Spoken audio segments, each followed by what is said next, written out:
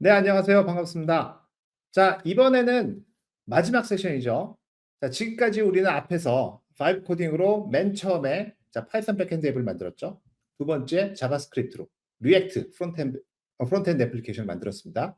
자, 그리고 세 번째는 이미 만들어진 파이썬 백엔드를 자바 스프링 부트 앱으로 마이그레이션을 했고요. 자, 바로 전 시간에는 리액트 애플리케이션을 블레이저 애플리케이션으로 마이그레이션 했습니다. 즉 파이썬, 자바스크립트, 자바, 닷넷 모든 애플리케이션들을 다 만들어 봤는데요. 자, 이번 시간에는 컨테이너라이제이션, 즉 컨테이너화하는 내용에 대해서 다뤄보도록 하겠습니다. 자, 그러면 이제 다시 한번 컨테이너 내용을 한번 볼까요? 지금 이번 시나리오는 이거예요. 지금 콘토소 아웃도어 컴퍼니에서는 이미 자바로 백엔드 앱을 만들어 놨고 닷넷으로 프론트엔드 애플리케이션을 만들어 놨습니다. 그런데 이것들을 어느 클라우드 플랫폼이든 상관없이 배포를 하고 싶어요. 자, 그럴 때 가장 쓰는 것이 바로 컨테이너겠죠. 자, 오늘은 이번 세션에는 여러분들은 데브옵스 엔지니어라고 가정을 하겠습니다. 자, 저는 데브옵스 엔지니어예요. 그래서 요 자바 기반의 애플리케이션 그리고 닷넷 기반의 애플리케이션을 모두 컨테이너화 시켜야 됩니다. 자, 그래서 그걸 바로 할 텐데요. 기본적으로 저희는 앞에 이미 이제 그 GitHub 코파일럿을 갖고 비주얼 스튜디오 코드 안에서 작업을 해왔기 때문에 계속해서 이어갑니다. 이어가고 저는 에이전트 모드를 활용할 거예요. 자, 에이전트 모드를 활용할 거고, 그다음에 컨텍스트 7이라고 하는 것들 이제 그 MCP 서버를 설치를 해놨습니다. 자, 그래서 여기서 보시면은 여기 이제 에이전트 모드로 이제 세팅이 돼 있죠. 자, 그리고 저는 클로드 소넷 4라는 걸 설치를 할 거고요. 그다음에 여기서 지금 보면은 기본적으로 그 빌트인 그 툴들이 다 선택이 돼 있고, 그다음에 컨텍스트 7이 지금 선택이 돼 있습니다. 이렇게 선택이 된 상태에서 MCP 서버가 선택이 된 상태에서 이제 애플리케이션 작성을 할 거예요. 자, 그러면 이제 어떻게 할 것이냐? 앞서 보여드렸던 것처럼 우리가 기본적으로 그 커스텀 인스트럭션 각각의 전문가로 페르소나에 맞춰서 커스텀 인스트럭션을 우리가 계속 복사를 했던 걸 기억을 하실 거예요. 자, 여기 보시면은 독스에 보시면은 커스텀 인스트럭션이 여기 있습니다. 요거 있고, 그 다음에 우리는 지금 이제 언어별로 할 거기 때문에 한국어로 돼 있죠. 자, 한국어에 보시면은 마찬가지로 독스의 커스텀 인스트럭션 여기 안에 컨테이너라이제이션에 있는 요 커스텀 인스트럭션이 있습니다. 요걸 활용을 하셔도 상관없고요. 한국어를 선택을 하셔도 상관없고 원문에 있는 영문을 선택하셔도 상관없습니다. 저는 그러면은 한국어로 되어 있는 요거를 선택을 해서 GitHub 밑에다가 이렇게 복사를 해서 넣기로 하겠습니다. 자, 그렇다면은 이렇게 커스텀 인스트럭션이 준비가 됐기 때문에 자, 이 커스텀 인스트럭션은 뭐죠? 자, 시니어 데브옵스 엔지니어라고 돼 있고 컨테이너, 도커 파일, 도커 컴포즈 및 쿠버네이티스 전문가다라고 지금 이제 이미 페르소나를 딱 구분해 놨어요. 그래서 기본적으로 이런 것들을 이제 우리가 작성을 할 거고요. 데브옵스 원칙 같은 것들을 이렇게 이제 다 세팅이 되어 있고, 우리는 도커 컨테이너를 만들고 그다음에 도커 컴포즈로 컨테이너 오케스트레이션을 할 거기 때문에 이런 얘기들도 같이 여기다 넣어놨습니다. 이렇게 해서 이번에 할 작업들에 대한 기본적인 아이디어를 이제 그 커스텀 인스트럭션에다가 집어넣은 상태예요. 자, 이 상태에서 다시 한번 이제 여기로 가보겠습니다. 자, 그러면은 이제 시작을 해야겠죠. 자, 우리는 처음에 백엔드 API, 즉 자바로 만들어진 백엔드 API 애플리케이션을 컨테이너로 만들어야 돼요. 자, 그랬을 때 요 내용을 이제 복사를 하겠습니다. 자, 요 내용을 볼까요? 기본적으로 우리는 자바 앱의 컨테이너 이미지를 빌드를 하고 싶어 합니다. 자, 그리고 방금 자바 애플리케이션은 그 앞 세션에서 만들어진 자바 애플리케이션은 자바 디렉토리에 있고요. 그 다음에 우리가 이 도커 파일 .자바라는 요 도커 파일 내용을 만들 텐데 요거는 리포지토리의 루트에 저장을 할 예정이고요. 그 다음에 이 애플리케이션 빌드하기 위해서는 마이크로소프트의 오픈JDK 21 버전을 사용할 겁니다. 그리고 애플리케이션을 빌드하고 실행하는 건 굳이 같은 JDK를 쓸 필요가 없죠. 우리는 애플리케이션을 실행할 때는 JRE만 있으면 되니까, 그럼 JDK에서 JRE만 따로 빼서 컨테이너 이미지의 사이즈를 줄이는 멀티 스테이지 방식을 우리 만들 거고요. 그죠? 그다음에 컨테이너의 타겟 포트, 내부적으로 컨테이너 안에서 들어간 타겟 포트는 8080번 포트를 사용할 거다라고 좀 이렇게 세팅을 해놨습니다. 자, 제가 이거를 이제 빌드를 했어요. 자, 제가 이걸 이제 복사를 하고 이 컨테이너에다가 이제 이 프롬프트에다가 이렇게 집어넣겠습니다. 자, 이렇게 해서 집어넣었어요. 자, 이렇게 집어넣고 지금 쭉 내용을 여기서 지금 여기 자바 애플리케이션 여기 있죠? 여기 이제 소셜 앱이라고 여기 있고 이 안에 모든 내용들이 다 들어있죠. 앞서 만들었던 그레이드를 기반으로 해서 그 스프링 부트 애플리케이션이 만들어진 상태고요. 자, 그럼 요거를 갖고 한번 돌려보겠습니다. 자, 이렇게 할 때 제가 조금 혹시나 몰라서 몇 가지를 좀 더 추가를 해봤어요. 몇 가지를 좀 더 추가를 해봤는데, 자, 제가 요거를 복사를 해서 요 내용을 여기다 넣어보겠습니다. 어떤 걸 더 추가를 했느냐? 그래서 기본적으로 앞바 내용은 다 했고 여기서 그 지금 우리가 이 애플리케이션이 GitHub 코드 스페이스에서 돌아가잖아요. 그러다 보니까 코드 스페이스에서 돌아갈 경우와 로컬 호스트에서 돌아갈 경우가 살짝 달라질 수가 있습니다. 그래서 환경 변수 값을 코드 스페이스에 해당하는 그 환경 변수 값을 컨테이너를 만들 때 추가를 해달라. 제가 이렇게 세팅을 해놨고요. 그 다음에 우리는 지금 메모리DB가 아니라 실제로 존재하는 시퀄라이트 데이터베이스가 이제 들어가기 때문에 그러면은 그 데이터베이스 파일 자체를 컨테이너 이미지 안에 집어넣어야겠죠. 그래서 컨테이너 안에 이렇게 sns underscore api.db라고 하는 파일을 집어넣게끔 이렇게 세팅을 해놨습니다. 자, 그럼 이걸 바탕으로 해서 한번 애플리케이션을 이제 도커 파일을 만들어 달라고 해볼게요.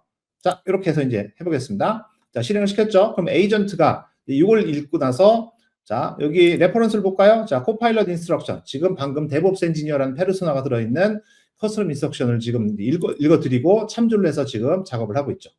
이렇게 지금 작업을 하고 있습니다. 자, 자바 밑에 있는 리드미 파일도 한번 읽어드리고요.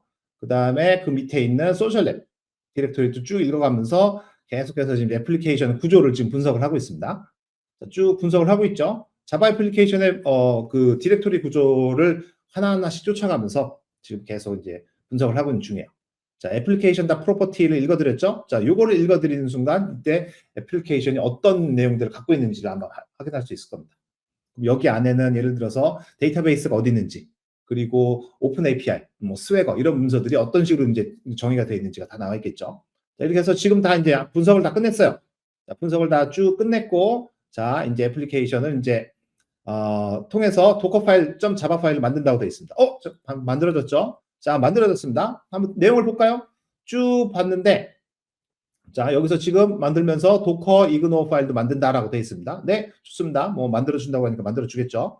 자, 여기서 보시면은 첫 번째 스테이지에서 JDK를 갖고 와요. 그렇죠? JDK를 갖고 오고 쭉 갖고 와서 애플리케이션을 쭉 이제 소스 코드를 복사를 하고 컴파일을 하고 이제 다 합니다. 그죠? 애플리케이션 다 빌드했죠. 그리고 두 번째 스테이지에서 JRE를 JDK로부터 이제 추출을 한 다음에 그 다음에 그거를 추출을 해서 그걸 바탕으로 해서 파이널 런타임 이미지를 만든 다음에 거기다가 JRE 추출한 JRE를 집어넣고 그 다음에 쭉 해가지고 애플리케이션 기본 디렉토리도 세팅을 해놓고 그 다음에 여기서 이렇게 파일 같은 것도 이제 집어넣는다 이렇게 돼 있죠. 이렇게 돼 있습니다. 기본적으로 여기는 자바 디렉토리에 애플리케이션 디렉토리 여기 있는 거 있잖아요. 이걸 그대로 지금 이제 연결을 하는 볼륨으로 마운팅하는 그렇게 이제 세팅을 해놨어요.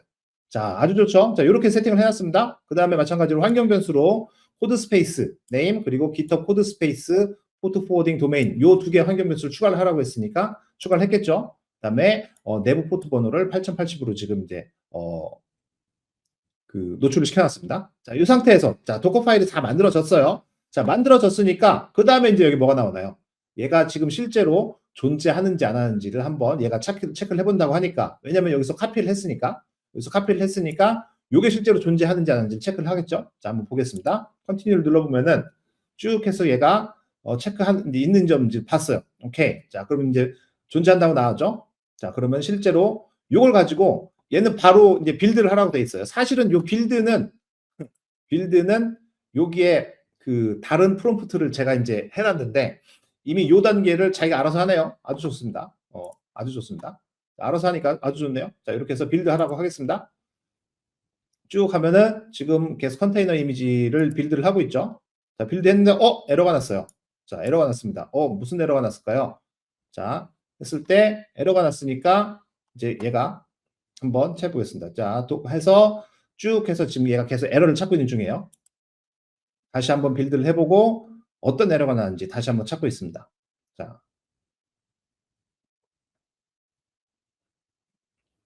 자, 보니까 그래들 래퍼가 도커 이그노 파일에서 exclude가 돼 있대요. 제외가 돼 있으니까. 그러니까 그걸 이제 그것 때문에 여기서 지금 이제 빌드가 안 되는 거죠. 자, 그래서 다시 그거를 이제 추가를 하고 아마 도커 이그노 파일을 수정을 한다거나 이렇게 되겠죠. 자, 그래서 이제 이걸 또 수정을 했을 거예요. 자, 그럼 다시 한번 빌드를 해보겠습니다. 되게 신기한 게 아까 제가 연습할 때는 이 도커 이그노 파일을 안 만들어줬어요. 근데 이번에 또 만들어주네요. 자, 뭐 바이브 코딩이다 보니까 언제든 자기 마음대로 해줄 수가 있습니다. 그 와중에서도 최대한 그 비슷한 결과값을 우리가 뽑아내려고 하는 게 바로 바이브 코딩의 묘미죠. 자, 컨테이너 이미지가 다 만들어진 것 같아요. 오케이, 아주 좋습니다.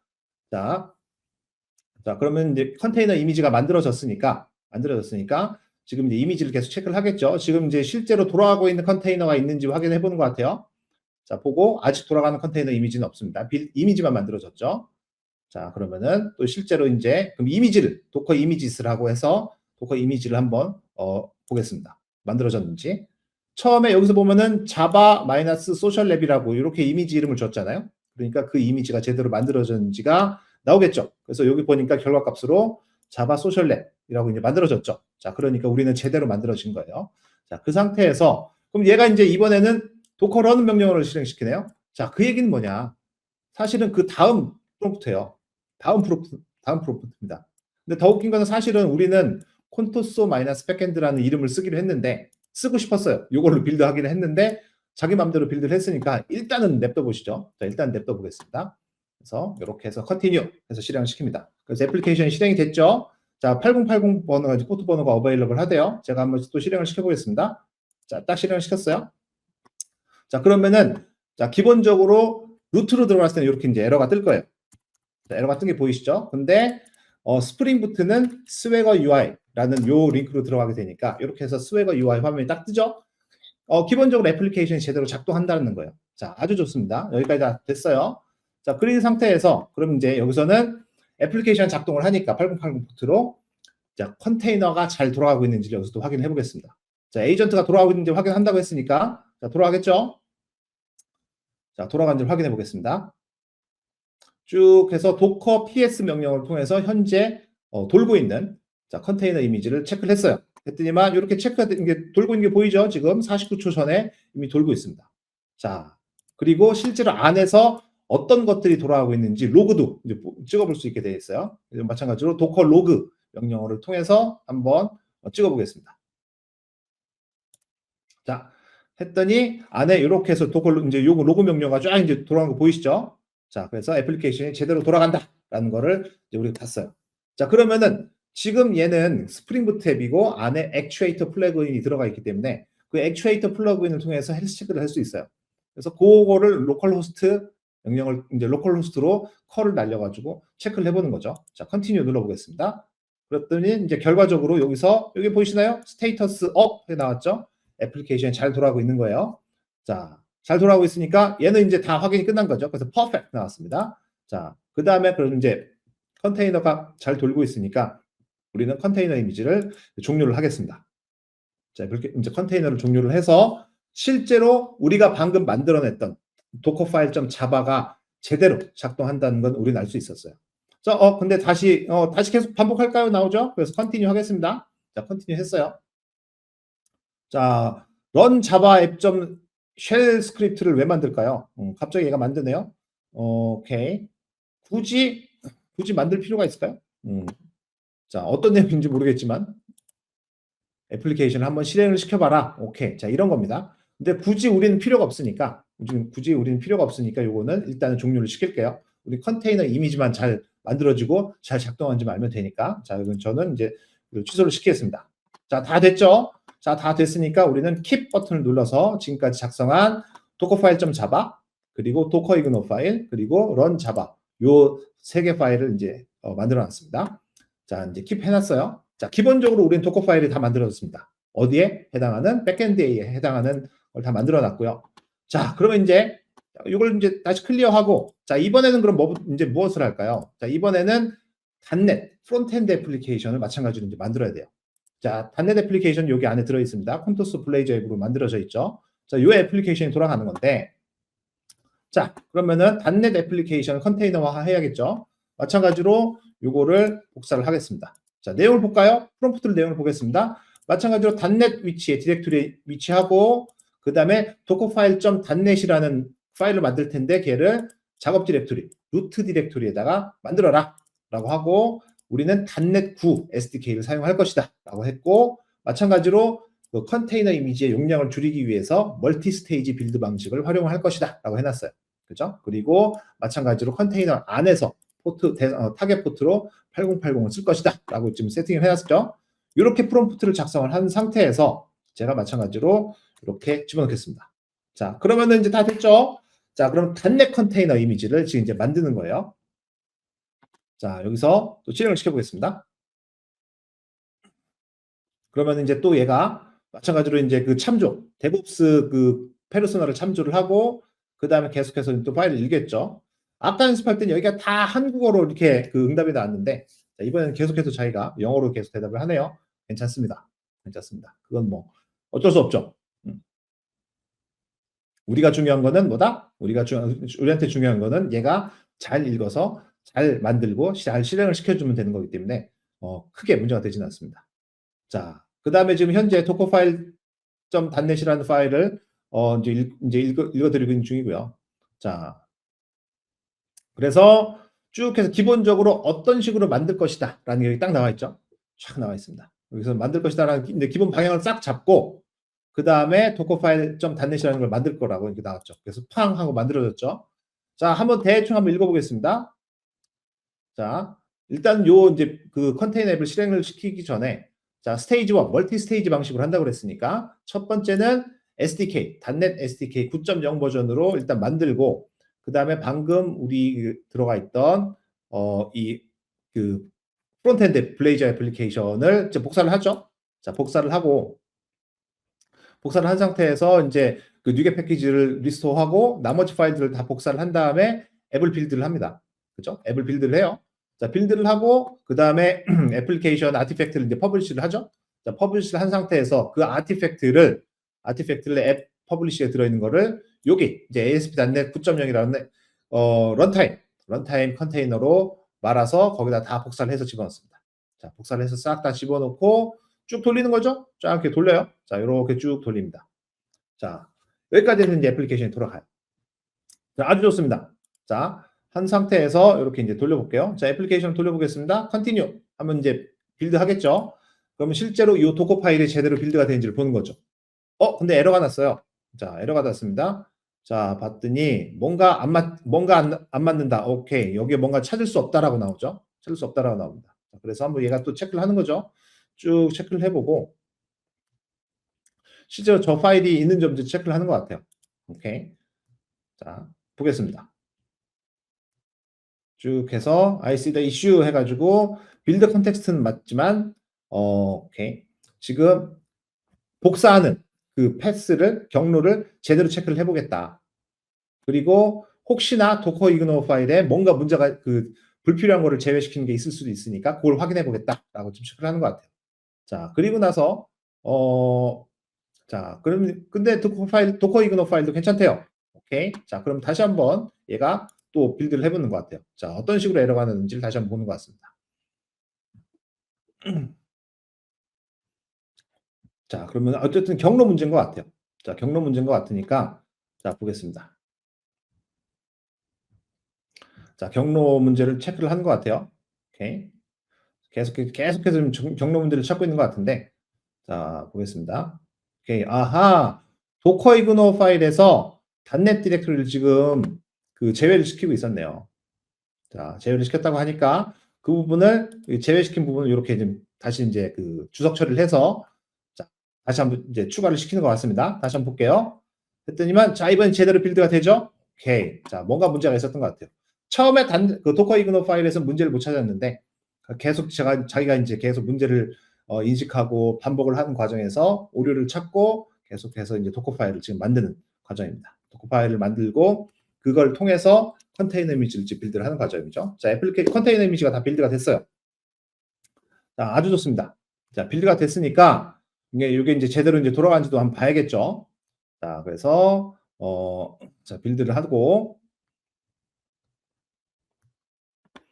자, 쭉 해서 지금 아까 여기에 그 헬스 체크하는 그 라인이 있었는데 그걸 지워버렸네요. 왜냐면은 아마도 요 런타임 요 이미지에는 그 런타임 컨테이너 이미지에는 컬이라는 명령어가 없어서 그런 것 같아요.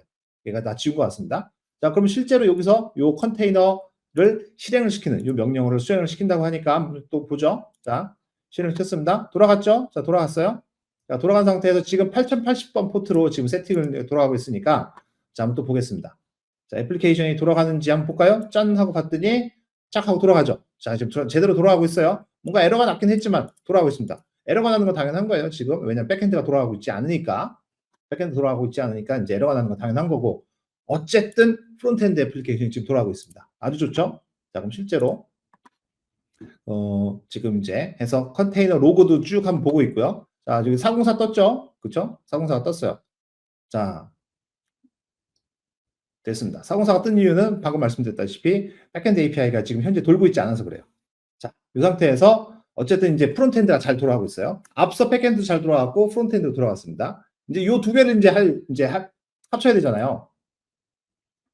자, 여기서 합쳐야 되는데 보통 우리가 컨테이너와 컨테이너를 같이 돌릴 때는 얘는 지금 뭐 하는 걸까요? 오케이. 이미지가 지금 제대로 돼 있는지 한번 체크를 하는 것 같습니다. 근데 뭐 잘 돌아가고 있었으니까 저희는 요거는 이제 자, 종료를 할게요. 그래서 여기까지 딱 이제 만들어 놓겠습니다. 자, 그러면 이제 조금 아까 이제 말씀을 드리다 말았던 게 그게 뭐였나요? 일단은 백엔드가 만들어졌어요. 컨테이너 이미지가. 그다음에 프론트엔드 컨테이너 이미지가 만들어졌어요. 각각을 컨테이너를 실행을 시킵니다. 근데 문제는 이 컨테이너와 이 컨테이너가 서로 인식을 못해요. 서로 인식을 못해요. 서로 어딘지 통신을 못하는 거죠. 이게 이제 가장 컨테이너를 돌릴 때, 컨테이너를 내 컴퓨터에서 돌릴 때 가장 큰 문제점 중에 하나인데, 그래서 나오는 게 바로 서비스 발견성, 서비스 디스커버러빌리티에 해당하는 얘기입니다. 그럴 때 어떻게 하느냐? 이 두 개의 컨테이너를 같은 가상 네트워크 안에 묶어줘요. 이제 그렇게 해서 서로를 인식할 수 있게 만들어주는 건데, 자, 그렇게 해주는 것들이 바로 이제 컨테이너 오케스트레이션이라고 하는 기법 중에 하나죠. 그 컨테이너 오케스트레이션은 우리가 수동으로 할 수도 있지만, 또 하나 좋은 게 도커 컴포즈 파일을 통해서 만들 수가 있습니다. 자, 그렇다면은 요 두 개의 이제 그 지금 만들어진 요 두 개의 도커 파일, 여기서 지금 왼쪽에 여기 도커 파일, 단내 파일이 있죠? 네, 도커 파일 자바가 있습니다. 요 두 개의 내용을 가지고 실제로 이제 애플리케이션을 개발을 하는 작업을 한번 해보도록 하겠습니다. 자, 그럼 볼까요? 자, 여기서 컴포즈를 만들어 볼게요. 쭉 다 됐고 지금 다 됐어요.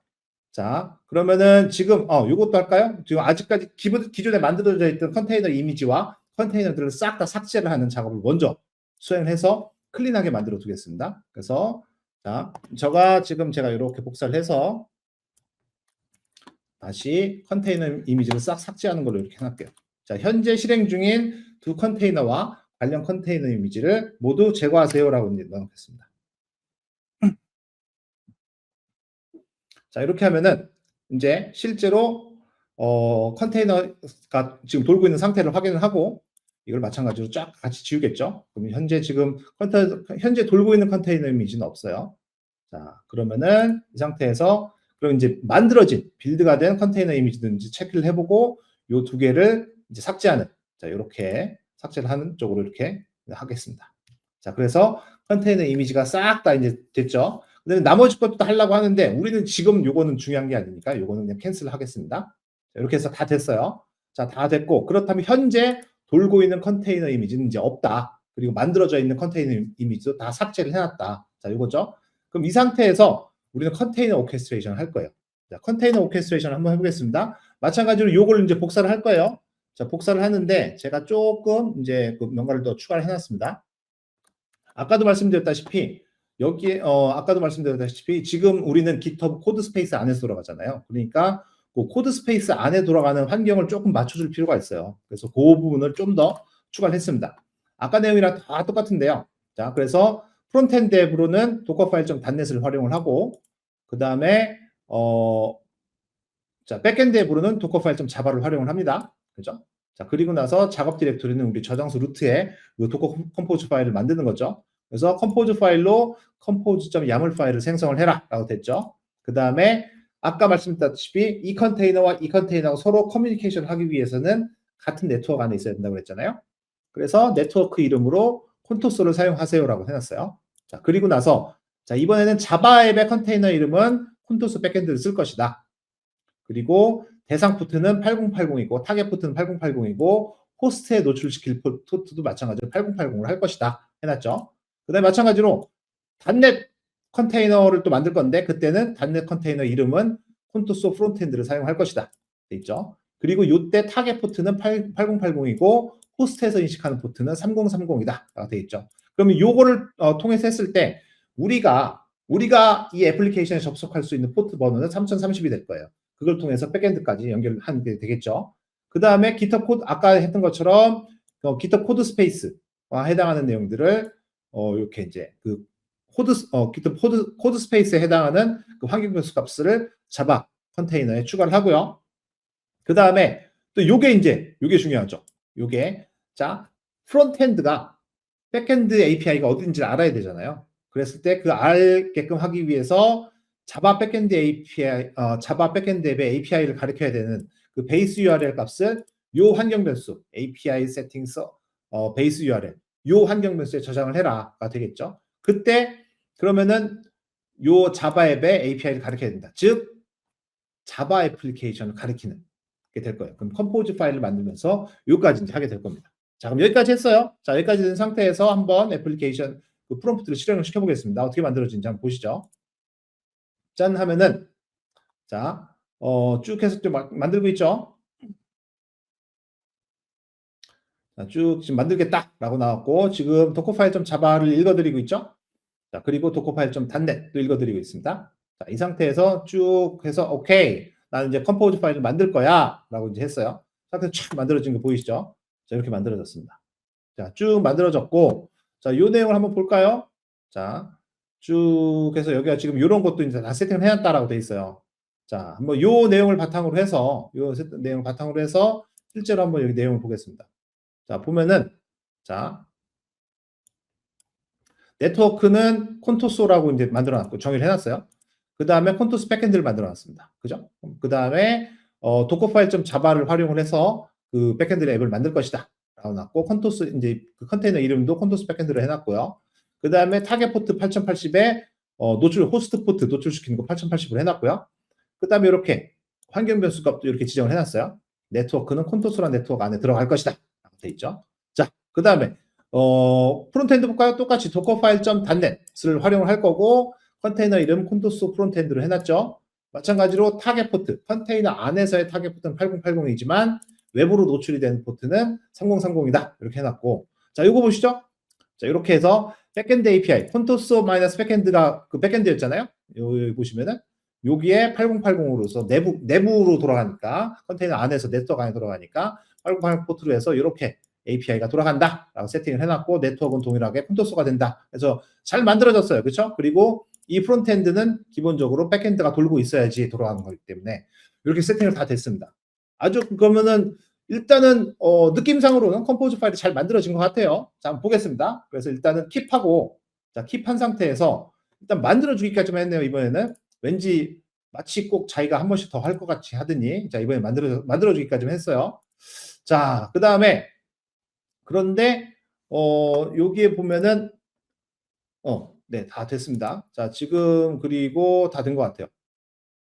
다 됐나? 그렇죠. 다 됐죠. 도커 파일에 있는 내용이 다 들어가 있으니까. 자, 그 다음에 요 내용을 복사를 해서 이렇게 또 집어넣겠습니다. 짠, 집어넣고 도커 컴포즈 파일을 실행을 하고 애플리케이션들이 제대로 실행이 되는지 확인을 해보겠습니다. 자, 한번 딱 해볼까요?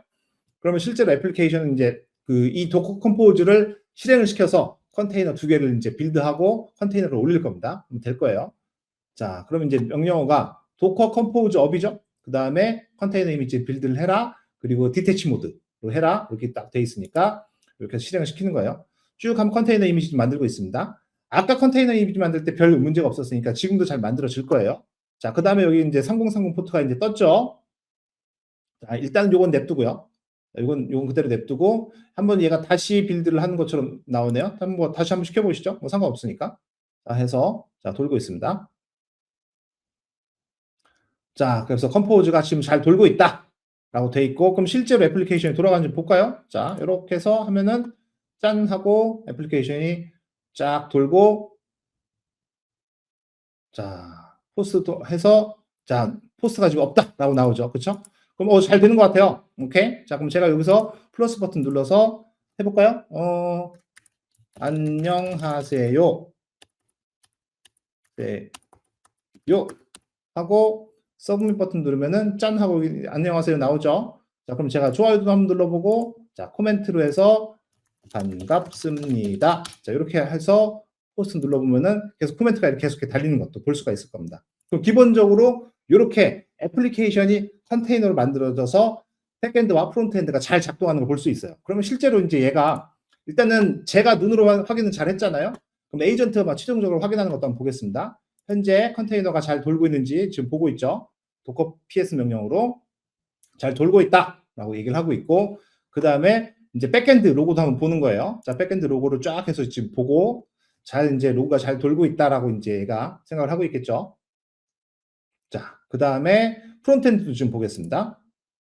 프론트엔드도 잘 돌아가죠, 그렇죠? 그래서 API 포스트 뭐 이래가지고 지금 쫙 다 돌아가고 있잖아요, 그렇죠? 잘 돌아가는 것 같고, 자, 그 다음에 또 해서 이거를 이제 상태 코드까지 한번 같이 보는, 자, 그렇게 해서 계속 이제 애플리케이션 테스트를 하고 있죠. 그래서 200으로 잘 떨어지고 있으니까 잘 돌아간다라고 이제 우리는 예측을 할 수가 있습니다. 계속 뭔가를 더 하네요. 뭘 더 하려고 하는 걸까요? 자, 컨티뉴 버튼 눌러보겠습니다. 마찬가지로 여기 이제 백엔드 API를 이제 호출을 한 거고 지금 프론트엔드로 호출을 해서 잘 되는 것 같아요. 자, 그 다음에 얘가 또 뭔가를 또 보는 것 같아요. 샘플 데이터를 한번 또 계속 보는 거니까 제 데이터가 잘 나오는지 좀 보고 있죠. 이렇게 해서 계속해서 얘가 이제 애플리케이션이 컨테이너로 잘 돌아가는지를 잘 보고 있는 것 같습니다. 자, 그러면은 또 이제 어떻게 되는 한번 볼까요? 자, 더 이상 체크를 할 거 없을 것 같지만 얘가 뭔가를 더 체크를 한다고 하니까 한번 보겠습니다. 인터널 네트워크 커뮤니케이션이네요. 한번 좀 보겠습니다. 쭉 해서 자, 그렇죠. 컬이 없어요. 컬이 없는데 컬을 실행을 시켜서 아마도 크게 의미는 없을 것 같습니다. 그럼 여기서는 지금 내부 명령으로 컬을 실행을 시키는 거다 보니까 그 컨테이너 이미지 안에는 컨테이너를 경량화를 시켜놨기 때문에 필요 없는 것들을 다 이제 없애놨거든요. 그러면은 우린 더 이상 이제 이건 필요 없으니까 그냥 캔슬만 시키는 걸로 하겠습니다. 자, 이렇게 해서 지금 컨테이너 앱을 컨테이너를 만들고 백엔드와 프론트엔드의 컨테이너를 만들고 그 다음에 이 둘을 오케스트레이션 해서 실제로 GitHub 코드 스페이스에서 잘 돌아가는 자, 그거를 만들어 봤어요. 여기까지 해서 저희는 도커 컴포즈 파일을 실행을 하고 앱들이 제대로 실행이 되는지 확인했고, 마찬가지로 좀 아까 제가 이제 웹브라우저 열어서 실제로 그 애플리케이션을 실제로 실행도 시켜봤죠. 그렇게 해서 잘 이제 되는 거를 확인할 수 있었습니다. 자, 이렇게 해서 컨테이너라이징까지 다 하셨어요. 네, 자, 지금까지 우리는 이 GitHub 코파일럿 5 코딩 워크숍을 통해서 처음 환경 설정부터 시작해서 파이썬, 자바스크립트, 자바, 닷넷, 그리고 마지막 컨테이너화까지 쭉 바이브 코딩 워크숍을 진행을 해봤습니다. 여러분들 어떻게 잘 쫓아오셨는지 모르겠어요. 사실 저희가 처음에 의도했던 것과는 살짝 결과가 달랐습니다. 하지만 작동을 하죠. 그러니까 결국은 바이브 코딩은 생성형 AI를 통해서 우리가 원하는 애플리케이션을 만드는 건데 그 애플리케이션을 최대한 우리가 원하는 결과로 이끌어내기 위해서 얼마만큼 프롬프트를 정교하게 짜는지에 대한 실험이고, 그 실험을 통해서 우리가 원하는 결과를 최대한 근접하게 끌어낼 수 있었다는 점에서 여러분들이 한번 그 점을 봐주시면 좋을 것 같고요. 실제로 이 동영상을 보시는 여러분들도 똑같이 하다 보면은 결국에는 어떤 결과가 나올 거예요. 근데 그 결과가 저희가 보여드렸던 이 결과와는 사뭇 살짝 다를 수도 있습니다. 하지만 그거는 아까 말씀드렸다시피 바이브 코딩의 결과물이고 실제로 애플리케이션 기능이 작동을 하는 부분들이기 때문에 그거는 이제 넘어갈 수 있고, 향후에 요거 이제 애플리케이션 예를 들어서 이제 프로덕션화 돼서 라이브로 올라갔을 경우에 그때는 또 이제 유지 보수하는 건 또 다른 얘기니까 그거는 또 다음 기회가 된다면은 다시 다뤄보는 걸로 하겠습니다. 자, 지금까지 GitHub 코파일럿 바이브 코딩 워크숍을 시청해 주셔서 감사합니다. 다음에 다른 기회로 다시 한번 또 찾아뵙겠습니다. 감사합니다.